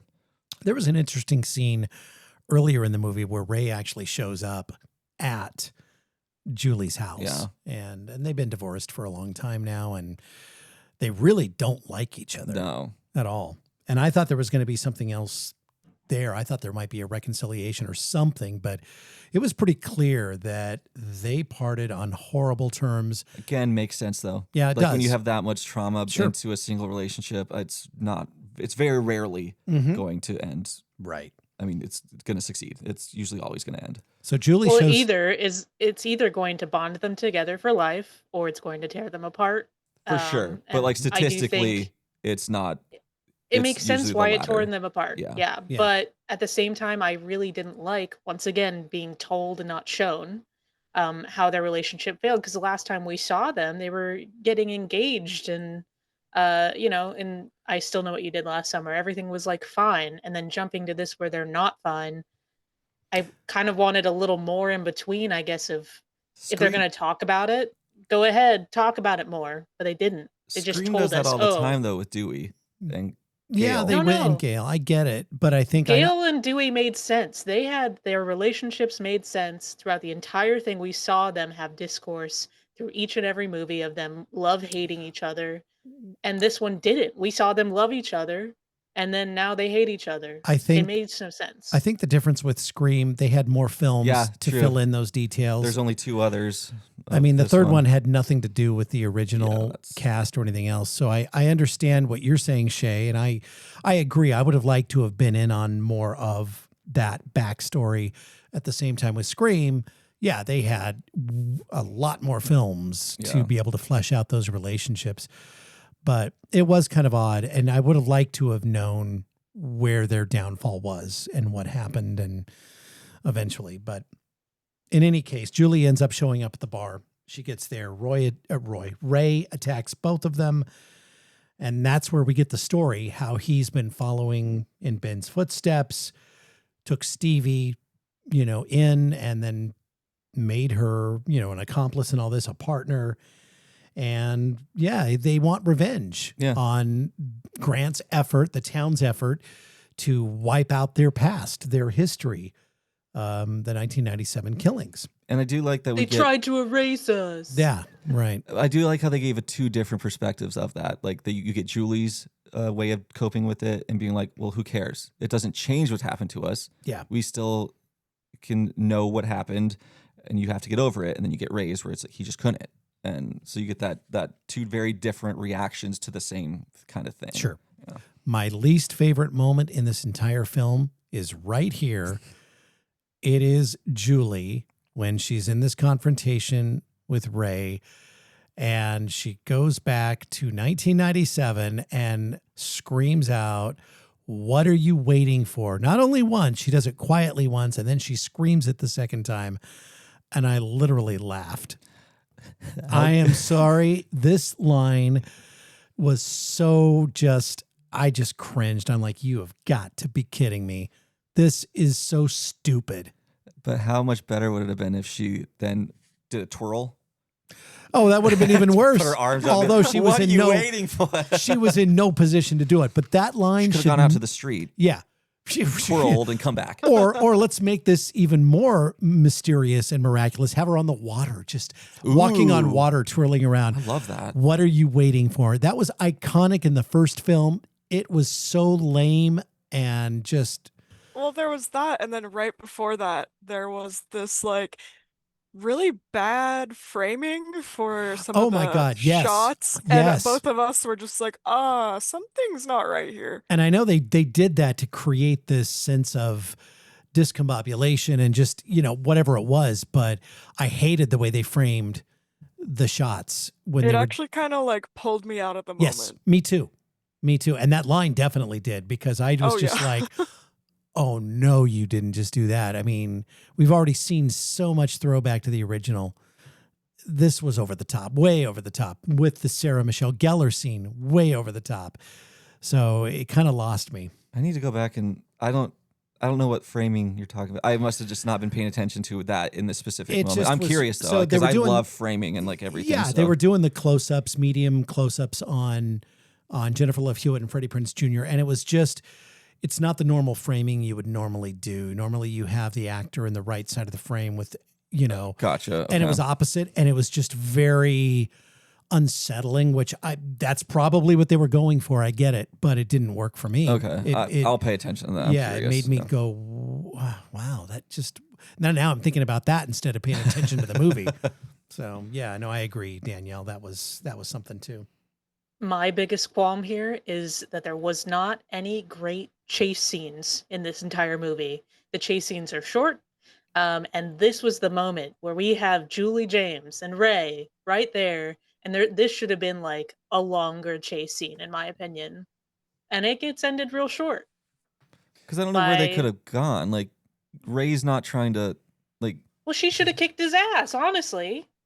Like more. I wanted her to be like, well, if I'm gonna be here, I'm gonna be here and kick his fucking ass. I would have liked that ending better if, and you know, you look at the original one, there was a big chase scene on the boat. They pulled it off there. They could have done the same thing here too. that was a in the bigger bar. boat, though. Well, it was a bigger boat, I guess, but it's still, And the they bar's could've- small.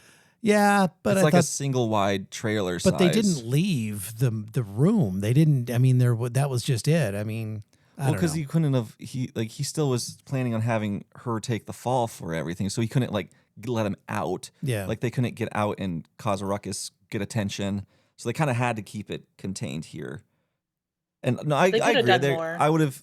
I think they should have had like the totally kick-ass chase scene be the one in the store, Mhm. which is where the original amazing chase scene happened. Right. I think they should have done it there, and that would have been better. But again, I didn't mind too much. I'm like, yeah, that would have been cool to have that, but I'm fine without it. Yeah.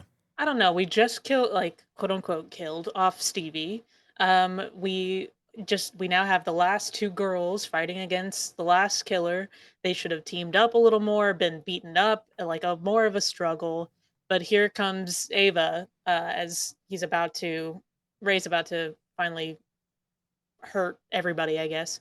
And Ava shoots him with our good old harpoon gun, and that's it. It wasn't enough. He does die But pretty quick. He gets dies shot and so then kind of quick. just falls down. Yeah, this final kill of Ray was a little anticlimactic for me. It just, I don't Probably know. should have been the hook. Love the hook. Probably should have been the hook Yeah, that did I it. would have loved more of a struggle. It was Yeah. too quick. Yeah. Exactly. We do also learn though that Stevie told Ray that originally Ava could live at the end of all this because she was the only one who wanted to go back and actually help. Which is what we talked about at the beginning. Yeah. You know, she was the only one that really wanted to make an effort to save Sam Cooper when he went over the cliff. And Stevie noticed that. Yeah. And yeah. But she figured out Ray, so like that was now off the table. Right. So, yeah. Right. Oh, and then Ray kind of drops that Stevie's not dead, by the way. Yes, there's that. Which you kind of could, like, when it happened, this is when I was like, I think it's Ray. Well, because this is how it's shot. It's like he shoots a gun and then she just falls. Like, you don't see any blood Right. spurt. It you looks don't like see it hits any, her shoulder. Yeah, or no, it does something, not yeah. look, it looks very intentionally vague. Yeah.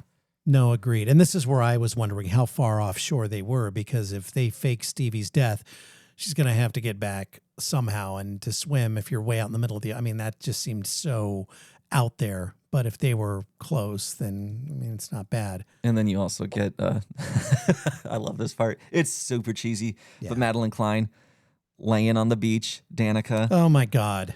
and she's just laying there. The water comes up around her, and then Yep. she coughs up, and she's alive. And like a person runs up to her, "Are you okay?" Hospital. Jeez. I love how ridiculous she is. So like this scene, I was just like, I love it.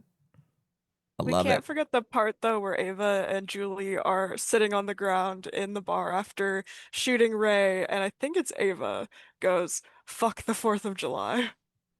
Amen to that. There That's it one of my is. least favorite holidays. So I'm on board. Yeah. She says that, and I was like, I felt seen. Yeah. Right. I also hate the 4th of July. God. Personally, I felt like right then would have been like a good spot to end it. Like the next scene it's not bad, but I feel like it kind of wasn't necessary, Mhm. maybe. Well, the Oh, I setup hate for- the ending of this. Oh, I love it. honestly. Well, I don't like the ending either. This is where Ava and Danica are leaving the hospital, and then they end up. Because they're hungry. They haven't eaten anything in a few Yeah, days. So sure, I understand that. they're on They- a beach yeah, they end up down at picnic the area. beach, right? eating fries. Yeah, My least favorite line. This all would have been solved if men went to therapy. Oh my gosh. Oh my God. For one, it wasn't. It was Stevie. Stevie was the one that was upset more and went to Ray for help. But Ray Like, did yeah. everything. Like Ray was. Ray did some of them. He didn't I do all think of he them. was all of them. I No, don't he think Stevie didn't. really killed anyone. I think she. I think she was did. like the in Scream 4 where it was clearly all the one guy, and Stevie was just kind of like the now go do this and this and that. right. Well, Stevie admitted that she was the one that killed She killed the pastor. the pastor, and then she killed Wyatt too. I think it was either Wyatt or Milo, one of them. One of the boys. It was Milo because she dips out. She's like, "Oh, I gotta go to work" right before that Yeah, happens. So I think it was. So she did at least 2 of them. Okay, and she fair. says it in her little, I'm the killer speech. But yeah, I mean, like most of them was Ray, sure, but Ray wouldn't have done it if it wasn't for Stevie. So I think that comment, this movie is being criticized as like a movie about hating men because of that line most of all. Like, yes, mostly the men die. I don't think, let's see, no, none of the girls die. Look at that. I Funny. think that line also goes with they just like try to make the teens seem like too hip and cool and in with the lingo of the internet, and this is coming from someone who's chronically online, but like I hated it. I hated how much they tried to put it in to this film to have them like reference memes and say all this like lingo, and I feel like a little bit would have been fine. I don't know. It was a big thing that I just did not like with this film. I didn't mind it because I think it's a good message. Go to therapy. Everyone should go to therapy. Yeah, agreed. But I also hated the next lines of like, "Oh my God, did you hear that Stevie's not dead?" And they're all like, I thought it was no so way. As if. Yeah. No, I agree. Like, so nonchalantly that they aren't fucking traumatized. They should have been scared out of their minds by that, notion that Stevie's still out there, and they're not. So, and they joke about how they're going to go get him or go kill her and get rid of her or whatever. Like, should we like kill her? It's like, I don't know. That might be dramatic. I thought it was fun. It's silly. It's ridiculous writing, but I don't mind it. Well, then we get into the final credits, and they only go for a short time before we cut to Brandy Norwood. God damn it. Love her. Man, I love this. She's great in that live action Cinderella. Hey, I love that one. Honestly, it's one of the best live action remakes. So we see her as Carla Wilson, reprising her role from I Still Know What You Did Last Summer from 1998.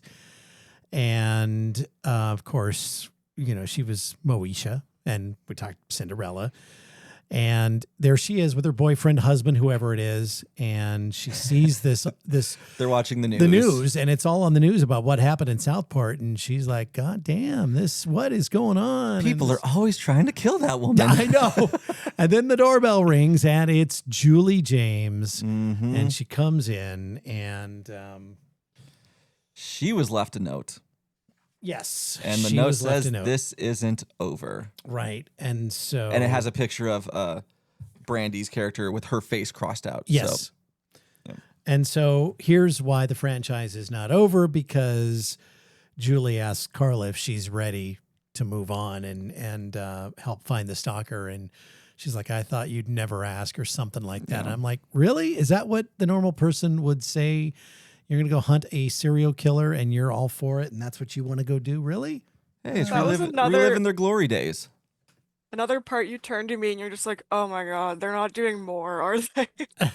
You were like, "Yeah, I think so." And I'm like, "Yeah, I think you're right." Yeah. Oh God. Yeah. I think they know. I think it's Stevie. I think this is all part of her plan. Like, it's got to be Stevie still. Oh yeah, of course. Yeah, of course it is. So I don't know. I'm I mean, stoked. if they switch it up and it's now somebody else that's not Stevie, it would make no sense, and it would get even more ridiculous. So I don't know. I mean, it's ridiculous already, but mind you, this is the franchise where in the second one, the killer staged a radio contest and knew that they were going to win it so they could go to the Bahamas and get hunted there. Yeah. So. Yeah, exactly. So total kills 9, with Ray being the last one. Favorite character? Well, it's going to be Julie for me. I'm sorry. Danica. Love her. Julie, all the way. Although I hope she has a better arc in the next one. If they're going to do it. Me too. I think she's going to be the main character in the next one. Probably, I would think. I hope so. I think she'll get that proper final girl situation. Danielle?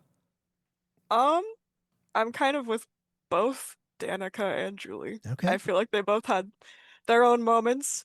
We've got Julie being more serious and Danica being just her iconic silly self. Yeah. She made this movie fun. Yeah. I think and I love a fun slasher. So it's like this.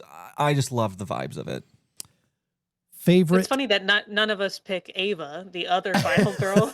We'll just skip over her. She was Honestly, alright. she was kind of just whatever. I liked her, but Danica was like just such a character. Yeah. Like Agreed. definitely overshadows her. I feel like Ava was just kind of there. Yeah. Agreed. I think she was just kind of there. Favorite kill. Probably Wyatt. I was going to say Wyatt too. I thought that was pretty cool. Either that or Grant. But that's only for the reveal of them on the dock and sprawled out. But I think Wyatt overall for the kill. Yeah.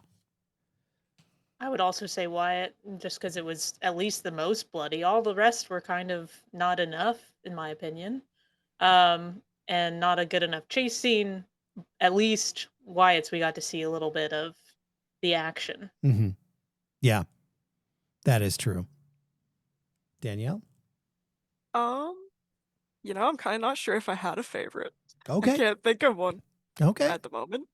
All right. Least favorite scene. For me, it's kind of a tie between the Helen dream sequence and the caging of Ava scene. I don't know. Probably the dream thing. That one jolted me a little bit more. Probably mine would be, and again, I don't hate this scene, but it's a little weird, is when Teddy's in the sauna. Yeah. Just because it's, how would be Ray or the other character, how would they be there? Mm-hmm. So like it was definitely out of place, and yeah, that's probably my least favorite. Okay. My least favorite is definitely the ending of them sitting on the beach eating shrimp and being so casual, nonchalant about everything. It was a terrible wrap up, in my opinion. So I agree with that. I didn't feel like it was necessary at all. And they were just too ready to move on already. I think we could have instead had a mid-credit scene of Danica washing up on the beach. If we want to keep her alive, great. And the hospital thing, and then more credits roll, and then we could have seen another ending credit scene of her getting Brandy to join in. I think that would have been fine. And it end, like you said, Daniel, of them sitting on the floor of the bar, just going, "I hate the 4th of July." Right. Like, that would have been, it would have been cheesy, funny, but a good, like, that's the end. Yeah. Favorite scene? I think for me, it's the second time we see Julie, not the original reveal in the classroom, but when, was it Ava or Danica that finds her? And Ava. And Julie just turns around to her and they have their first conversation. To me, that should have been the first reveal of Julie's character, but I like that scene a lot. Fair. My favorite scene is the reveal that Ray was behind it. I love that they did that. I wish more franchises had the guts to do something like this. I think I just really appreciate the swing that they took, and for me, it worked. Like I loved it. I loved everything about him being the killer. Okay. Mine is more of a shot rather than a full scene, but it was the scene where Teddy's walking down that weird hallway and we see the mannequin statue, and then we kind of pan a little to the side and see the fisherman standing behind it in the dark. I thought that was it gave me like, ooh, It's a cool scene. creepy. Yeah. Mine's kind of more of just a shot too, with Danica's bath bomb and it's spreading out to look like blood.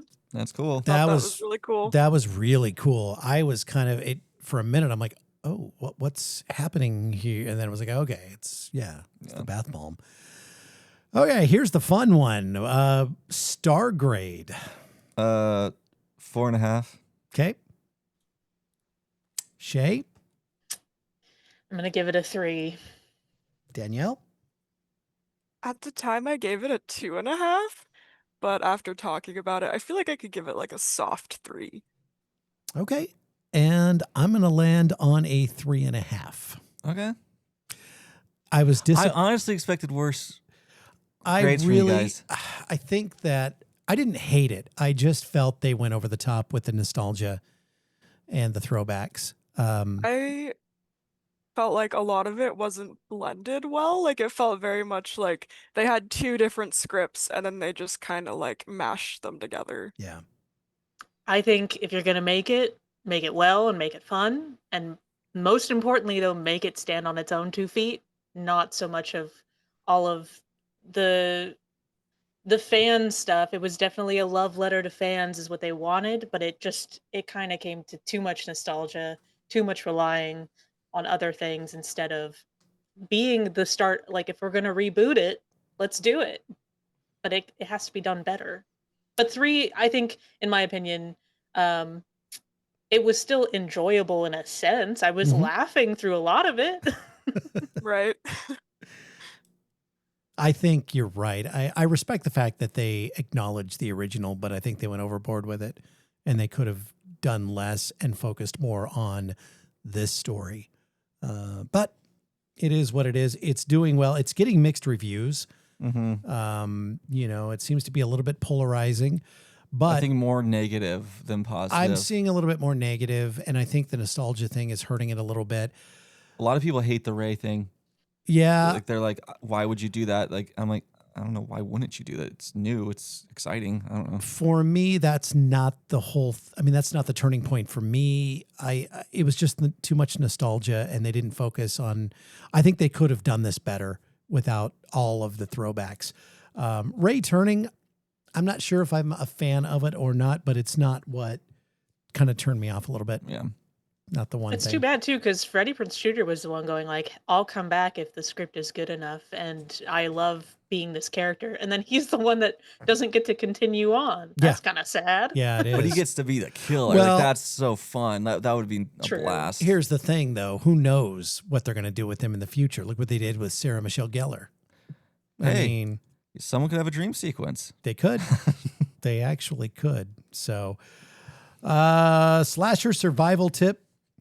Never think you're safe just because you're covering up a mistake. Ooh. A little more philosophical this week. There we go. Yeah, that's a thinker. What about the so. final girl ranking? I'm going to give Danica a 10. I don't care. She's my final girl. Yeah, I will give Danica a 9. I love that we just skip Ava. Yeah, I know. No one's saying anything about Ava. She gets a 3. Danica gets a 10. Yeah. Yeah. Researchers, anything from you on final girl score? I wanted more from Julie, sadly. Yeah. So she's kind of on the lower side this time, which is too bad because she's like a 10 out of 10 in the other ones. Yep.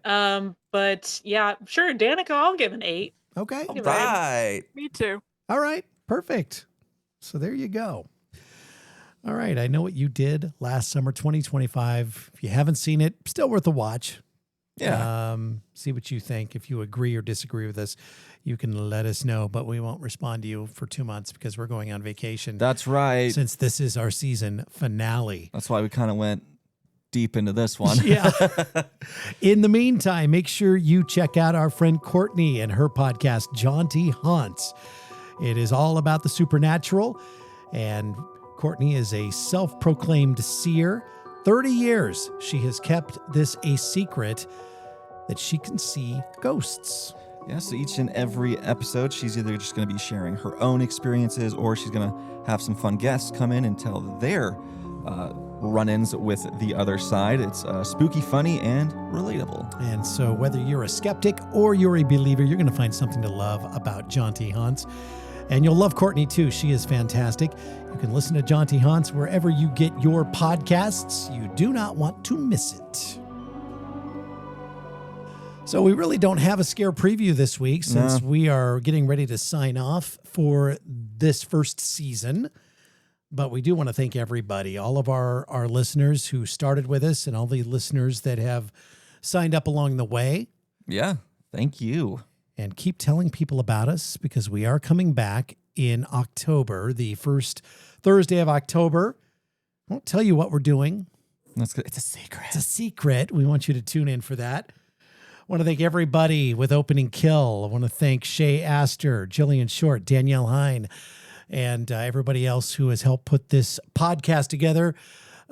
Michael and I had this idea 2-3 years ago, Something, and yeah. talked about it forever. And so we're glad we were finally able to make it happen last year. Just pull the trigger on it. And it's been fun. We've learned a lot, and season 2 is going to be even better because we're going to take all we've learned with season 1 and throw it into season 2. So, that's right. Yeah. And, it's really kind of cool that when we debuted this, it was on a Thursday, which is our release date, and it just happened to be Halloween. Yep. And Not going to be that case this next coming year. But no, we'll be on earlier.